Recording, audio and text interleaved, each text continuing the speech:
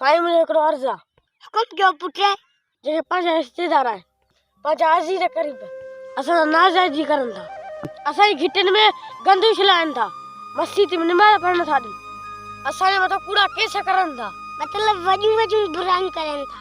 साईं पाण खे वरी सूफ़ी था सॾाइनि। ईअं पुट थींदो आहे। वे सूफ़िन वारा अंदर में शैतान, इहे उहे माण्हू आहिनि सुन नबी दीन सां जंग करण वारा। नबी पाक जी हदीस आहे पाड़ीअरनि सां पंहिंजनि सां सुठो सलूक कयो, जेको पंहिंजनि सां रिश्तेदारी कटे थो बिना ॾोह जे उहो दोज़खी आहे। उहो न अल्लाह जो आहे न नबी पाक जो आहे, उहो शैतान जो वॾो भाउ आहे। रिश्तनि में कस रखाओ, रिश्तनि जो क़दुरु कयो। रिश्ता अल्लाह जी नेमत आहे, पंहिंजे नफ़्स ख़ातिर जीअं वणे थो कनि था। हिकु औरत हर बंदगी कंदी हुई पर पाड़ी वारनि खे ॾाढो तंग कंदी हुई। नबी पाक फरमायो या दोज़खी औरत आहे। केतिरो बि न हिकु सूफ़ी हुजे जेको पंहिंजनि पाड़ी वारनि खे सताए थो, तंग करे थो, उहो न अल्लाह जो आहे न नबी जो आहे, उहो शैतान जो आहे। तूं सब्र कर, अल्लाह तोसां गॾु आहे।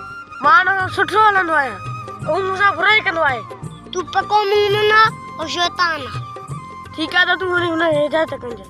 अल्लाह हुनखे राह घसी आहे, मां वरी बि चवंदोमांसि। अदा महिरबानी। ठीकु आहे, अचनि।